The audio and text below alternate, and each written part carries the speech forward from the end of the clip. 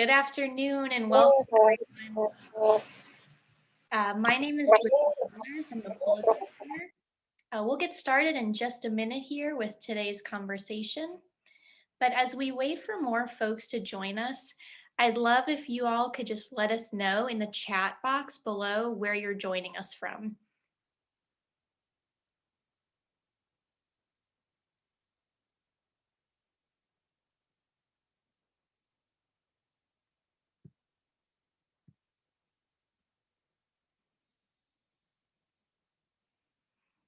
Awesome. I see Miami, Chicago. I myself am coming to you live from Charlottesville, Virginia. So we're all over the place today. DC, Oakland, San Francisco. Awesome. Well, for those of you who have not joined us before, the Pulitzer Center is a nonprofit journalism and education organization that's based in Washington, D.C., supporting more than 170 reporting projects each year on global and local issues. On our website, you can take a look under our reporting issues page, where we bring together this work by themes, including racial justice, environment and climate change, and public health, among many others. We have developed a strong university program connecting journalists with college campuses in person and now virtually to engage with students. We also award reporting fellowships every year to students from our now more than 35 university partners. On the K-12 education front, we reach thousands of students and educators via class visits, online sessions, and professional development workshops. We also organize public events and webinars, such as this one. You can find all of the reporting and education resources on our website at pulitzercenter.org. So now moving on to a couple of logistics before we begin. We're going to start with a presentation from our guest, and then we'll have time for questions from the audience. You'll see a Q&A icon on your screen. You can begin adding your questions at any time throughout the presentation. Please go ahead and submit your questions as soon as something comes to mind. There is also a chat icon on your screen. We'd appreciate it if you'd use this chat box for any specific technology issues that you're having. Please also note that all attendees are muted, but if you cannot hear us, do let us know via that chat box below. We also wanted to let you know that we are recording this session today to post online for others who could not join us. And one final logistic note before we get started, please remember to stay online once this session ends to participate in a brief survey. I'd now like to briefly introduce today's guest. Angèlica Ekeke is an immersive visual journalist, filmmaker, photographer, composer, and educator. As the 2019 Reporting Fellow from the University of California, Berkeley's Graduate School of Journalism, Angèlica told the stories of Nigerian refugees seeking asylum in Germany. In both her commercial and journalistic work, her vision is to tether between the world of documentary and fine art. Anchored and rooted in social justice, her storytelling focuses on reframing narratives that are often overlooked. In her freelance career, she's produced and commissioned work for the New York Times, the California Collaborative for Immigrant Justice, and Berkeley Law. Thank you so much for being here, Angèlica, on this final day of Women's History Month to share your reporting with us. I'm really excited to hear more about your work. And with that being said, I'd love to hand it over to you to share your presentation and tell us a little bit more.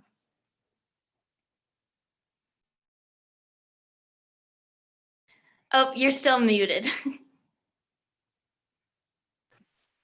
I'm so sorry. Yes, I was saying yes to it being the final day of Women's History Month, and then you guys are going to be sharing it for me, and then I'll let you guys know from there where to go.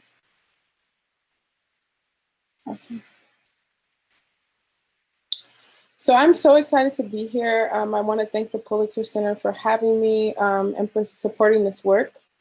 Um, this event is called Favoured, and it's named after a refugee girl that I met doing my reporting in Germany. And I really felt like, you know, during Women's History Month, we are constantly talking about women, but we often forget young women and the contribution that they have. And this special girl, Favour, had a very much had an impact with my reporting in Germany. So I hope that you guys enjoy it and you'll learn a little bit about her.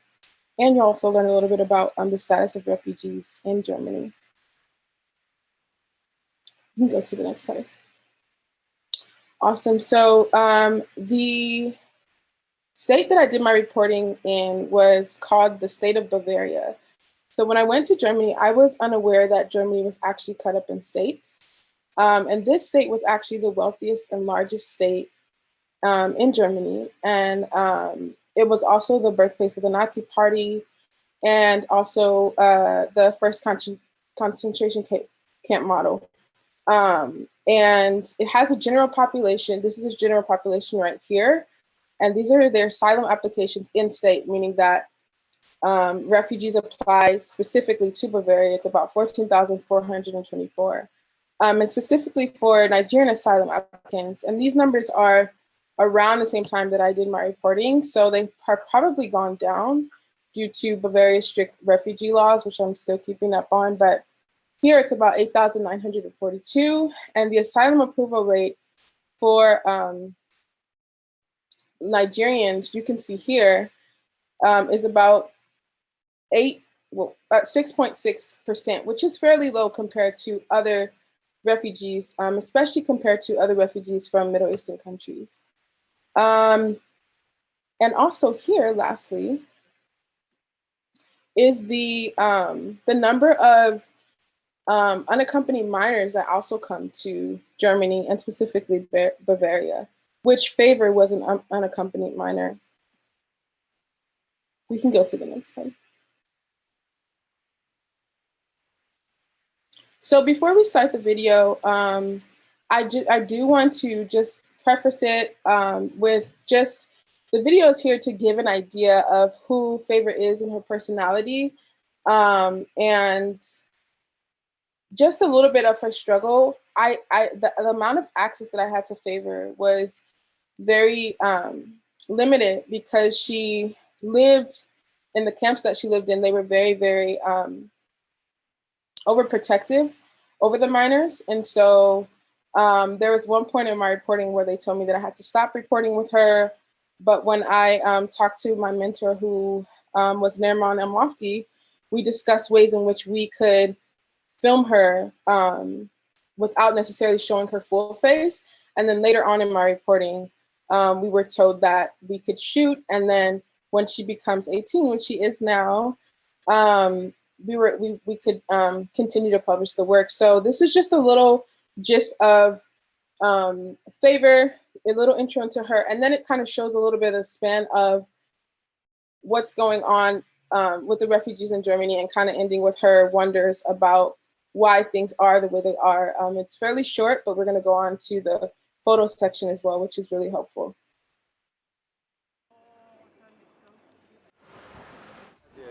I'm 16 and I was born in Edo State, Nigeria. The day I left Nigeria was the worst day of my life. I'm regretting it because the stress here in Germany is too much. I left Nigeria because I thought coming to this place would be better for me and would be easy. Like the life here is good and simple. That was why I took the risk. Being in Germany is like being in hell. In the center of richest industrial nation, people are interned, imprisoned in camps, stripped of their rights, and their will is broken. As I speak to you presently, we had a brother that died about 4 days ago. The guy died out of depression. Because medically, these people start to stress you. But I promise them, for me, I will take my life. I promise them, I tell them, that I will not continue with this kind of life. Because it's a civilized slavery. If any whites comes to Africa, they normally treat them nice. Like nobody, they get what they want easily. Like, but when we come to their country, they always treat us bad. Why is that so?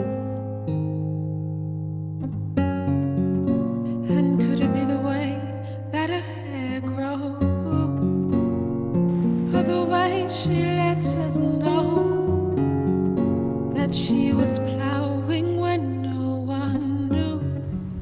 Everything about Germany is too difficult. I have to keep packing every time. I'm tired of packing every time. It sucks. Every time packing around, I can't deal with that. It's so much for me. Nobody to help me, no one. I'm just alone. Like, I have been alone all my life, and this is not what I really want. I found God in a woman for the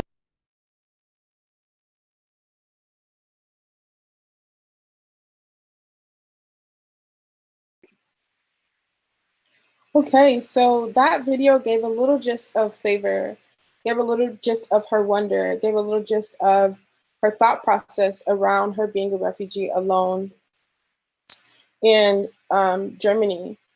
So I want to preface a little bit how I got to know her, how I found her, but I also want to establish, as you guys saw in the visuals,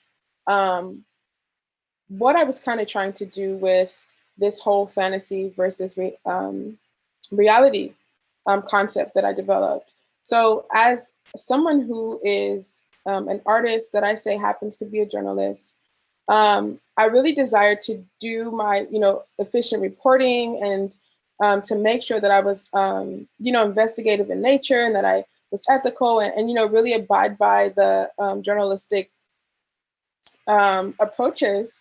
But I think what was really important to me is to, one, really give an opportunity and create space for work that kind of reframe the narrative around refugees.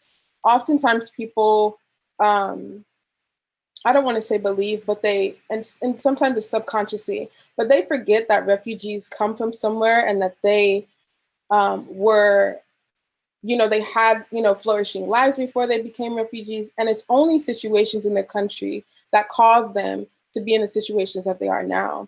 And so when I went into this, I wanted to make sure that I would reframe these refugees, give them space to reclaim, their royalty, their dignity. And so the way that I photographed them was very, very intentional. And so that, in addition to Bavaria being a very, very kind of environment that really, really had this, unique kind of ancient culture that was mixed with kingships and, castles. I believe the first, one of the Disney castles was actually built after a castle in Bavaria. So it's very important to its landscape. And so I figured, one day I was walking and I'm like, how am I going to make this? What am I going to say with this? How am I going to bring my artistic mind into this project? And as I was going home, I drove on a train. I drove past trees and I spoke to someone and they were telling me about all these castles, and I started doing my own research on Bavaria, and I was like, this is it. So it's the fantasy of what these refugees believe Germany was going to be for them, but also too, really critiquing Germany as being one of the forthcoming countries at the beginning of the refugee crisis to say, like, our doors are open, you guys can come in.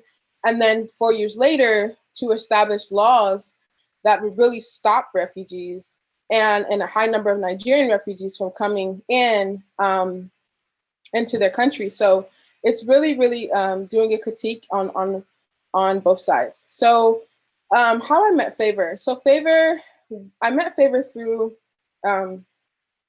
this woman named Glory. And this was the first refugee camp that I had visited. And she was the first person that I talked to. I let her know what I was doing, and she was open, and she allowed me to photograph her baby. And we just began to develop a relationship. And from there, you can go to the next slide. From there, I had kept in touch with her, and I let her know that, hey, I just want to follow your life. I want to see the ways in which you, you know, make the most of your time, one, because a lot of refugees cannot work in Germany, and two, how do you make extra money as well? Because most refugees get about 90 euros, I want to say, a month.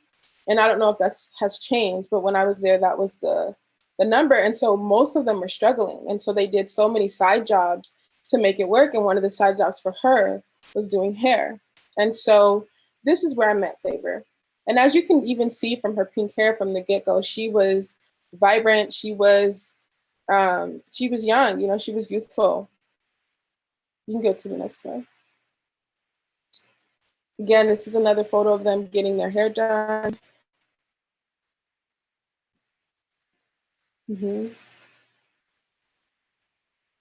And so this is when Favour started to loosen up a little bit for me, towards me. She was very, very standoffish with me, very suspicious of me, very suspicious that I was an American. But again, coming from a diasporic background, my father's from Nigeria, I was able to kind of use my culture to open her up a little bit. And when she knew, like, I know the music, I know, you know, the pidgin, the language, she really, really got comfortable with me, which was great. It's something that I think was very beneficial to me while doing my reporting.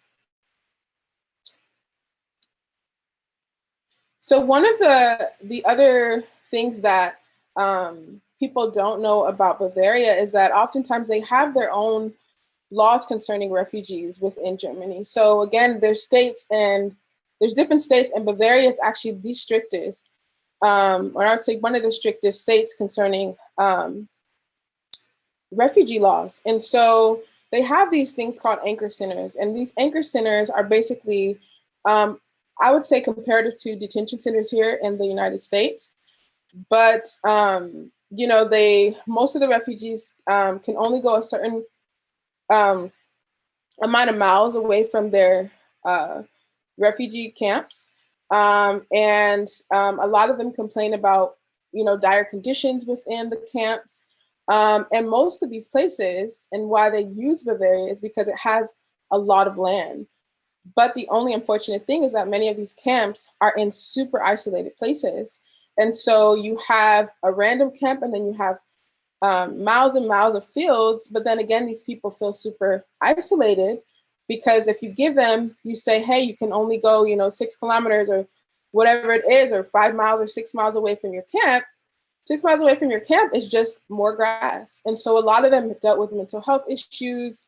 A lot of them could not work because they didn't have the proper paperwork to work. So it was this daily thing of doing mostly the same thing over and over. And the lucky refugees were the ones who were placed to live in the city, and which was, Favour was one of the lucky ones because she was a minor.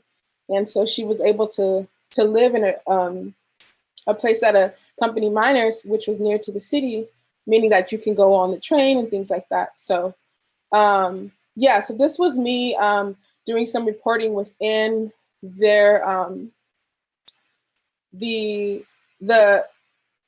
with the Bavarian Refugee Council. And so I followed them, and they were suing the government for these anchor centers that were causing these refugees to get sick, and that were causing them to have mental health issues. And again, it's a human rights issue. So I was close contact with them and followed their journey as well.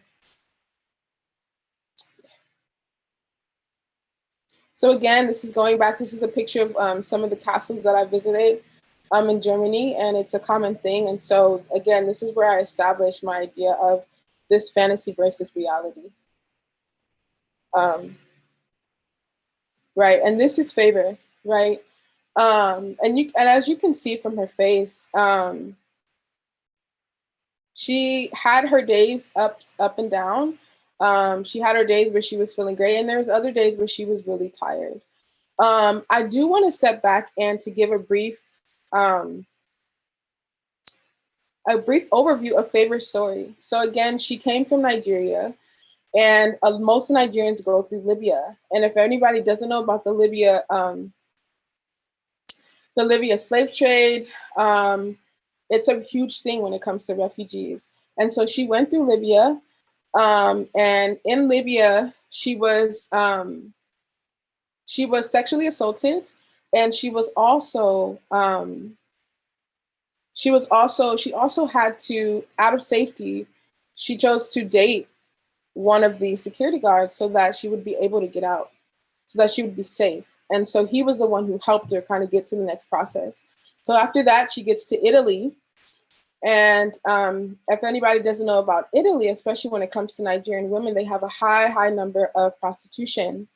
And so when she gets to Italy, a woman offers her, and they call them madames, offers her an apartment, and she's thinking that she's getting help and that, you know, everything's going the way it is. And so they put her in the apartment, they put food in the refrigerator, and then she finds out that they were trying to set her up to become a prostitute. And after that, when she learned that, she ended up escaping. I believe it's in the middle of the night. And she didn't know her way around Italy, but she made it work. She happened to run into another refugee friend that helped her get back to the refugee camp where she began. So she thought she was getting help getting out the camp, and she didn't know that she would be put into that cycle. So very grateful that she was able to get out. You can go to the next slide.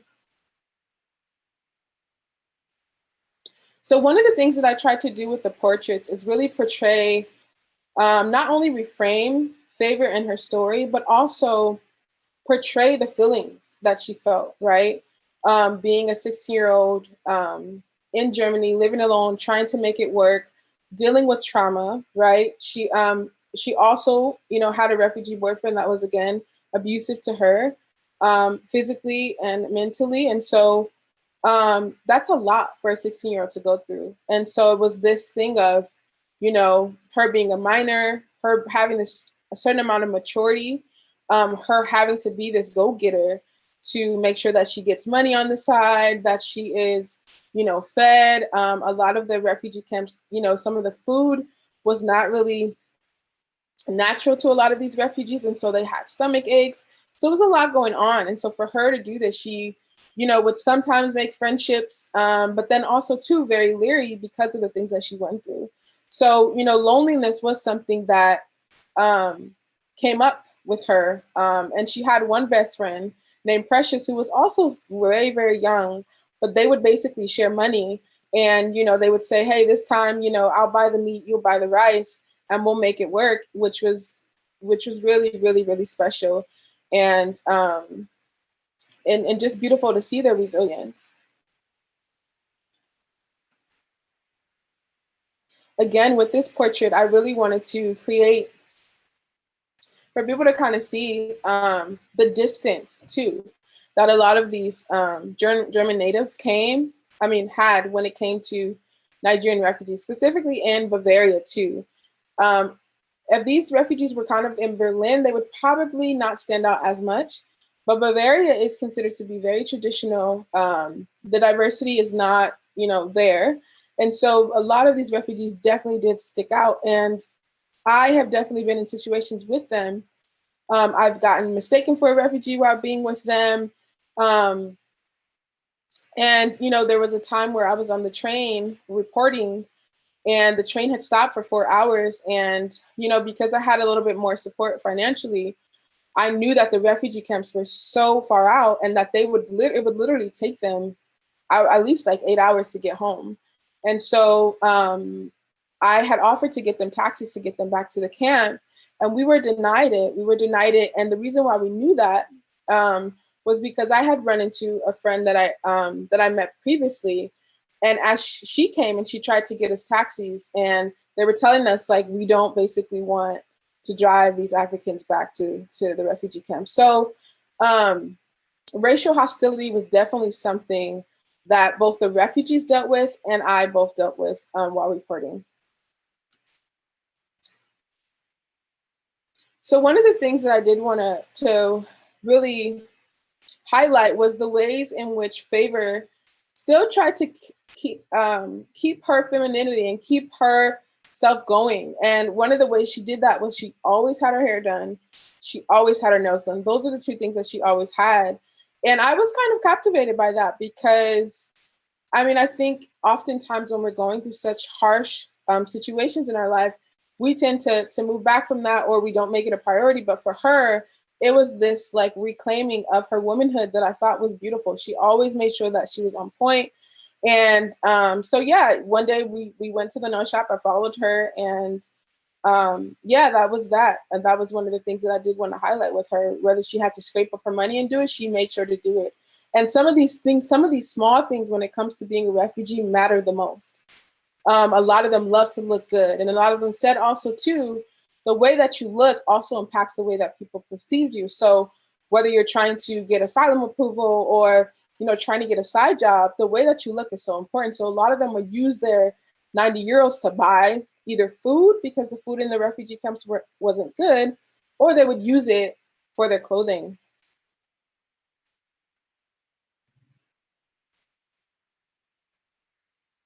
So one of the things that I wanted to do with Favour is I wanted to create an opportunity for her to step outside of her reality. And, you know, there was no, I mean, there could be practical ways in which I could do that, you know, spend time with her, you know, just going to the park and talking and things like that.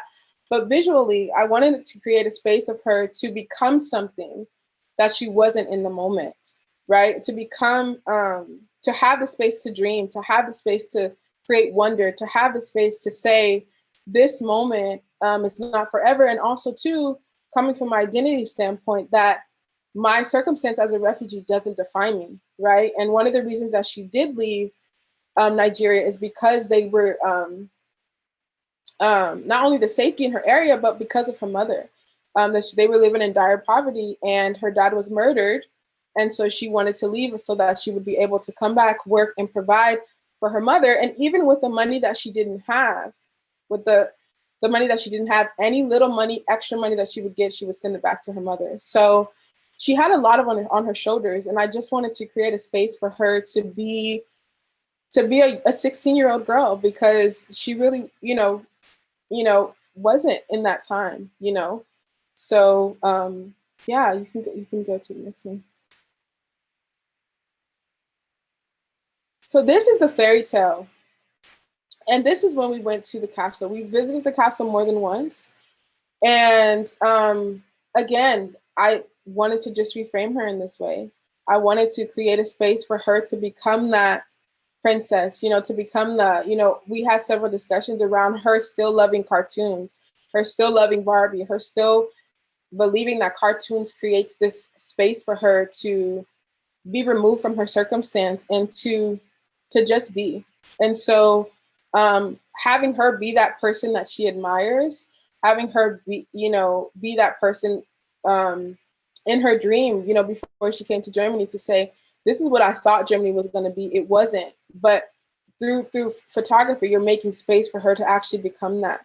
And when she saw the photo, she still texts me to this day and like, what about that one photo, you know, which is really cute. But it's it was a beautiful moment for me to give to reclaim the space for these refugees too on the land of Bavaria, to say that, you know what, also too, these people come from royalty as well, just like you guys, they do too. And I think there needs some respect needs to be there as well. So I think that these photographs have so much weight to them. You know, also in the video, Favour talks about how come when we, you know, when you guys come to Africa, you know, we have open arms for you, but every time we come to Europe, we're shunned. And so, you know, there's so much weight to that. There's colonization, there's, you know, racial division, there's so much weight to that. So being in the space in this,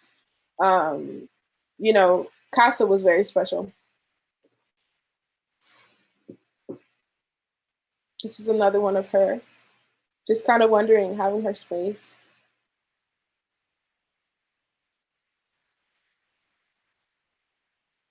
And this is when, what I say, calling her Her Majesty. And I love this one because the time that we were supposed to go take the photos, she told me that she canceled on me twice and told me that because she didn't have her hair done, that we wouldn't be able to take the photos. And so I told her, okay, that's fine. And then the next time we agreed, she came with these yellow braids. And I thought that it was just so perfect because it literally was organically going along with the concept that I had in my head, right? In this space, she kind of looks like her own little Rapunzel, right? Her own little princess. She's taking up her own space. And so I really, over this ledge, it's a river of water. And I think that in this case, she was kind of standing firm in her identity, standing firm and in her determination to get out of her situation. So I know Libby had some questions for me that will kind of give you guys a better idea as to where Favour is now. And if you guys have any other questions, I would love to answer them. I would have wanted to add more photos and add more video, but time literally flies, and I wanted to make sure that we were having a conversation. So. Absolutely. Thank you so much, Angèlica. I've been able to see photos before, but adding your context and backstory, I just feel like really brings them to a new dimension. So thank you so much for that and for sharing them with us. I wanted to start off just with a question about your work in that intersection between art and journalism. I know at the beginning you said you're an artist who just happens to be a journalist. So how did that become to be so critical in your career? And how did you approach that lens with this project specifically? Yeah, so I think for me, when I did my reporting in undergrad, I almost didn't do journalism because I felt stuck in the whole, like, what you see is what you get. You can't add anything, you can't take away. We have to be, on the money. And, I do respect that. And I remember calling my mother at the time when I was in undergrad and letting her know, I was like, I don't think I want to do journalism anymore. And she asked me why. And one of the reasons was that, like, I felt like my creativity was being kind of infringed upon. And so my mother told me, she's like, learn the fundamentals of journalism, what it is, and then build on top of that. And so for me, because I always wanted to be able to capture a moment, but also make it art, right? Or capture portraits, but also make it art, to where this is a moment, but you can also put it up on your wall. And also too, for people like refugees, what does that say, right? For you to have a portrait of a refugee on your wall and they're not in a space where, they have dirty clothes or, you know what I mean? That has that stereotypical way of being. And so for me, because I understand the context of,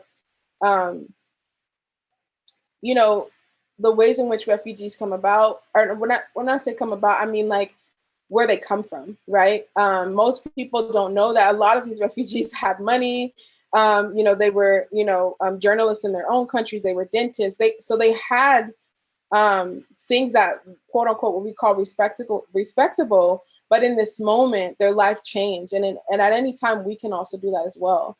And so for me, in this case, I wanted to make sure that I wanted to create a space for these refugees to almost return back to their culture, right? To almost return back to who they were, but also capturing in the space of where they are in a very dignified way.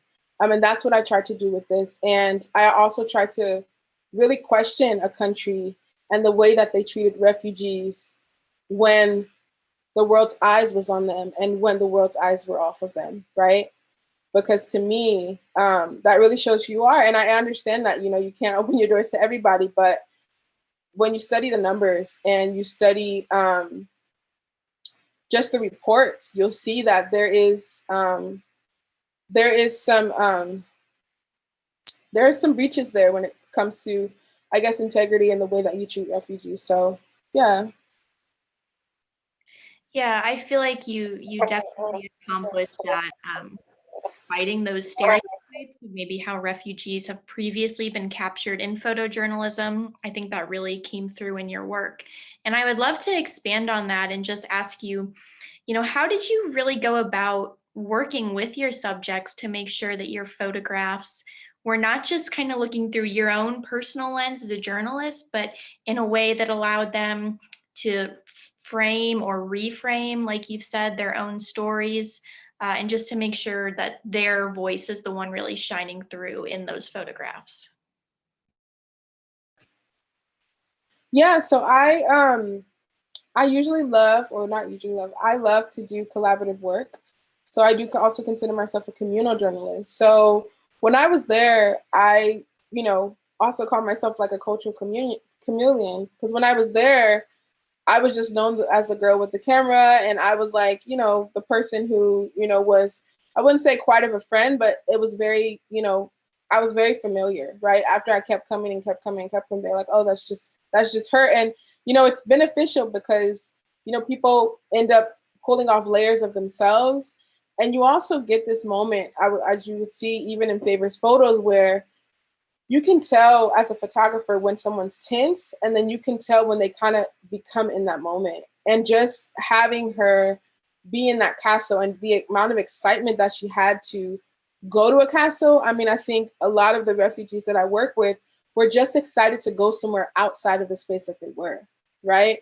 Outside of the camp, outside of a space that they saw every single day. So to tell a 16-year-old girl, let's go to a castle, she's just like off the moon, right?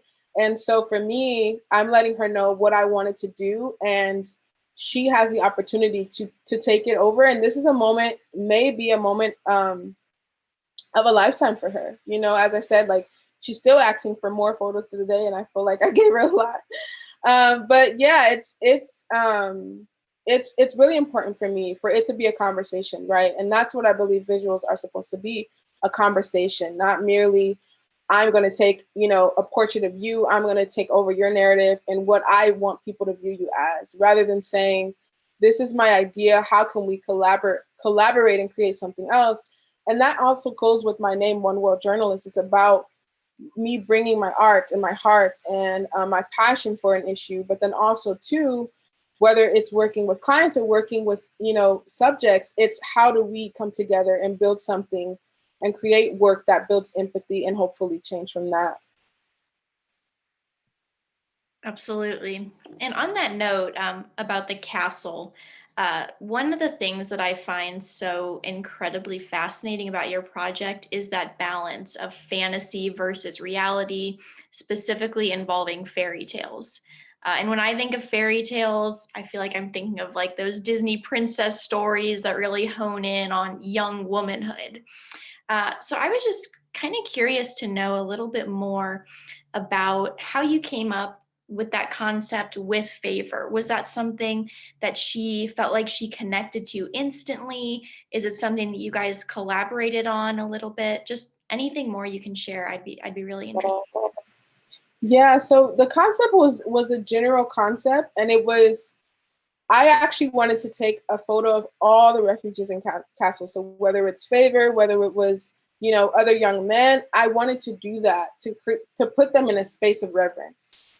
And so for me, with Favour, it was just one of those kind of things. When I met her, I was like, oh my God, like, she's almost she was the youngest person that I followed. So there's that.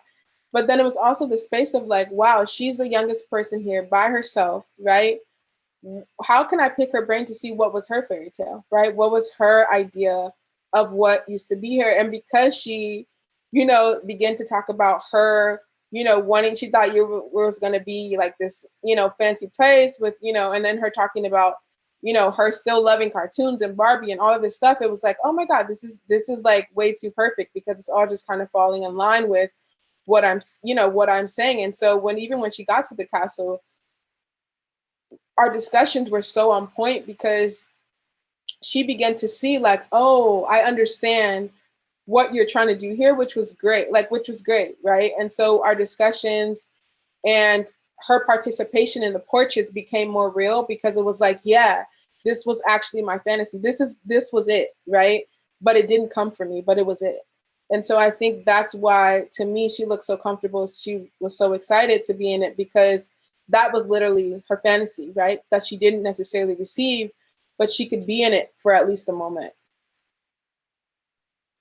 And also too, with talking about Germany, and Germany in fantasy is also too critiquing and having a critical eye of, oftentimes who we fantasize about who we are, right?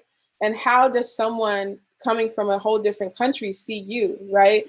And one of the things that I discovered in Germany is, and this is my personal opinion, but it seemed like they were very much aware of their history, of what they did, but not what they're doing. And I think that when you're not aware of what you're doing, you have the mistake of repeating things. You have the mistake of creating laws that are way too similar or touch too much on your history, right? Or of the things that you feel shameful about. And so I think with Germany, that's something that I did notice was like, like if any country, you should be far, far away from doing anything, or treating anybody a certain way that, that alludes to, that rides on, the lines of human rights. And so.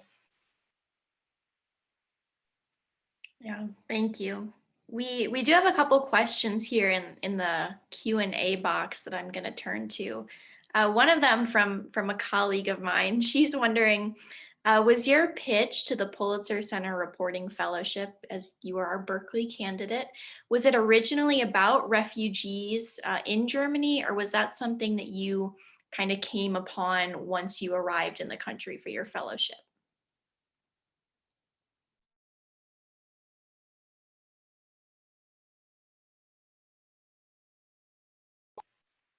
That is something that I did pitch to the Pulitzer Center. It was an idea that I had. I didn't pitch the fantasy versus reality.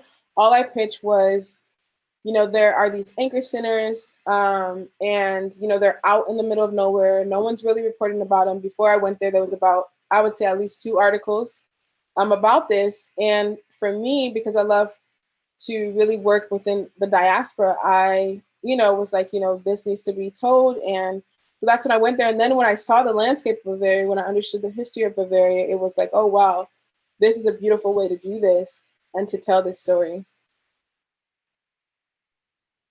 On the topic of Germany, I would love to step back just a little bit from Favour's story specifically and ask you about kind of what you learned and what you were able to take away on the topic of the intersection of race and refugee policy in Germany, specifically in those anchor centers. I know you touched a little bit on the racism that you faced personally as a journalist while you were there, but anything else you can share about specific policies?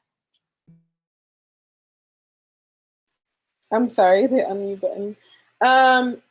I think that this is a topic that most people don't talk about enough, because I saw it very blatantly during my time there.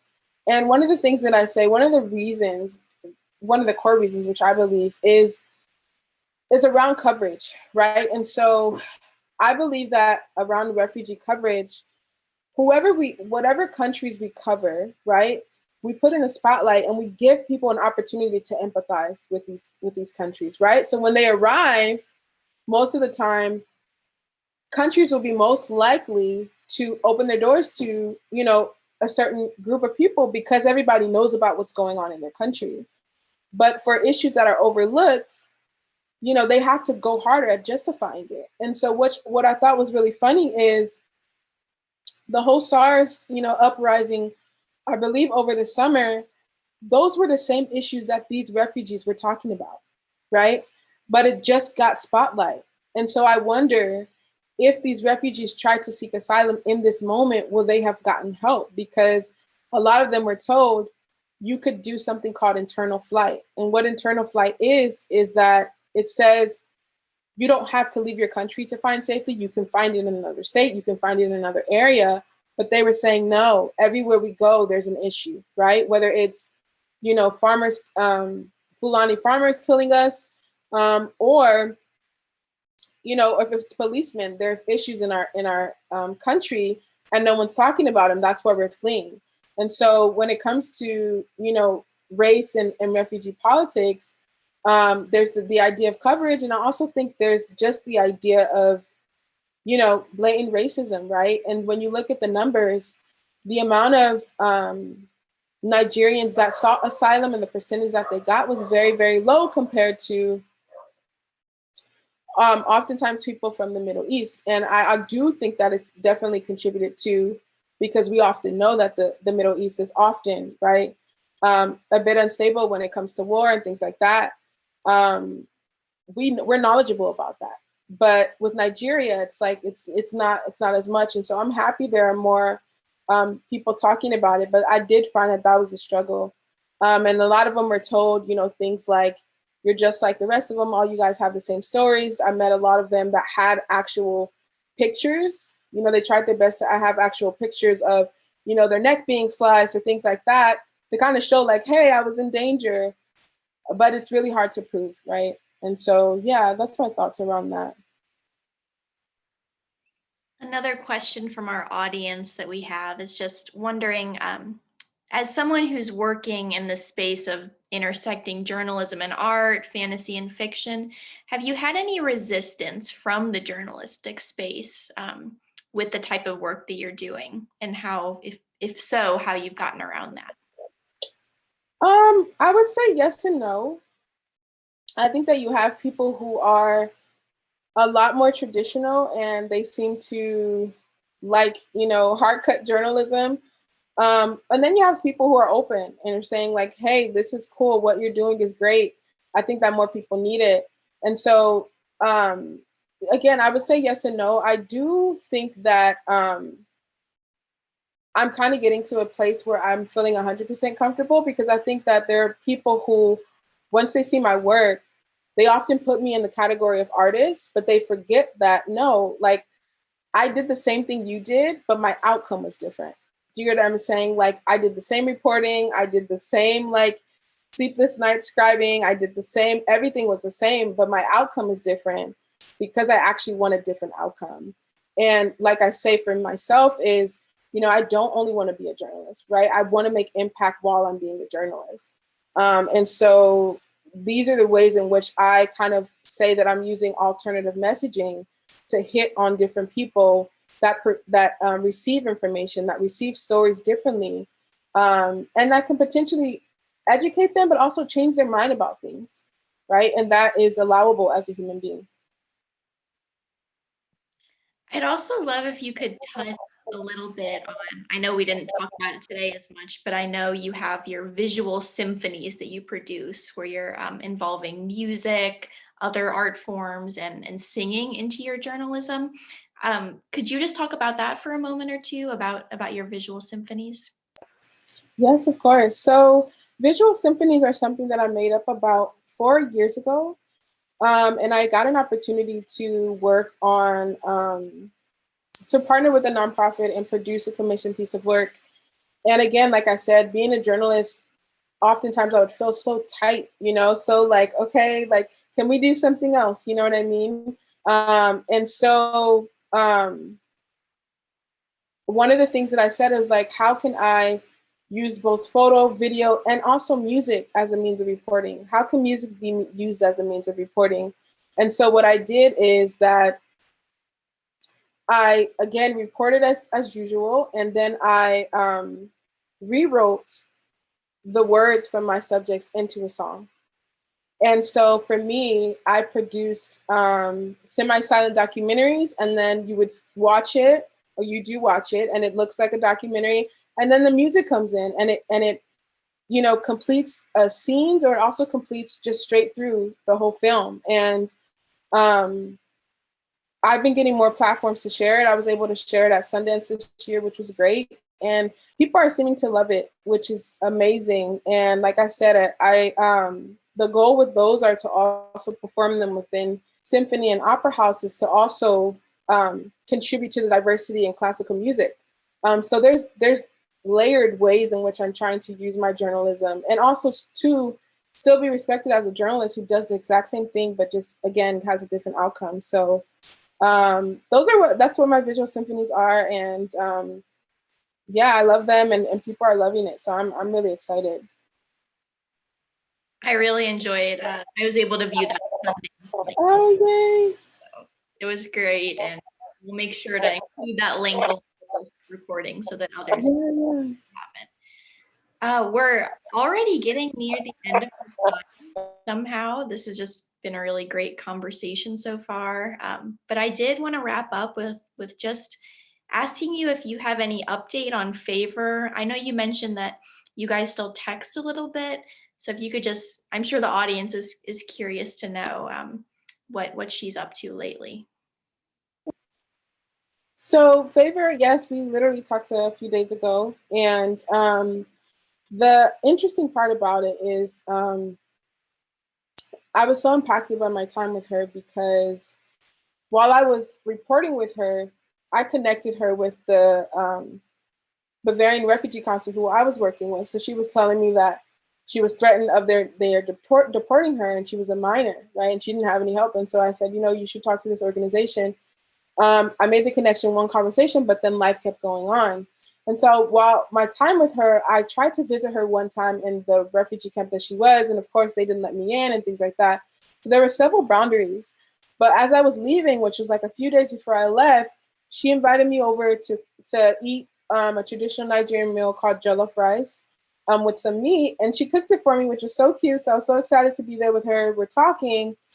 And it didn't dawn on me. I'm like, okay, I'm in her house. Before I wasn't able to go to her house. Why is it that I'm able to enter this specific, refugee building? And so she let me know that because of the connection that I made for her, she was able to get into this new space, which was a lot cleaner, which was that gave her better access to education, because a lot of refugees, they only have basic German classes, which is about, I want to say, 1 to 2 levels of German, and that's it. And after that, they can't continue their education. But this one connection kind of helped her keep her on track. So the other day, she texted me in class and just thanked me. She was just saying, thank you for helping me. I wouldn't be here without you. And I actually had no clue. So when she told me that while we were eating, I almost cried, because I'm like, oh my God, like, I didn't even know what I was doing, and I told her, I was like, I think one of the reasons that I came to Germany was specifically for you. And her name is Favour, and she really got favored because a lot of those refugees are still in the same spaces, and she is kind of one that kind of got a lot of help. And, maybe that has to do with her age as well, but that connection really, really helped her. And so, yeah, she's on her way. She's 18 now, and she's on her way to study in college. So I'm really, really excited for her. Well, thank you so much, Angèlica, for that update and for this entire conversation. We're so thankful to you. Yeah, just thank you, thank you. So the video, go ahead. Yeah, thank you guys for having me. I really appreciate it. So yeah, thank you all. The video of this conversation will be available online at pulitzercenter.org in the coming days. So please feel free to share this with anyone you know. Thank you to my colleagues at the Pulitzer Center, especially Holly Peipenberg, our producer for this session. And we really appreciate all of you in our audience for joining us today. And for those of you who are able, please do remember that we are a nonprofit journalism organization and we depend on donor support. So if you can, please consider donating today and becoming a Pulitzer Center champion.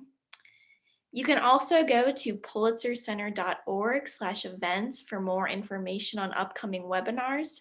At the end of April, we're also going to have our annual conference, totally virtual and focused on the environment. So please check that out if you're interested, and do remember to register for some of those sessions. Finally, we would love it if you could keep your window open today for just a few moments to take a really brief survey after we officially end today's session. But once again, just thank you all for being with us today. Thank you again, Angèlica, and we hope you'll join us again soon. Thank you, everyone.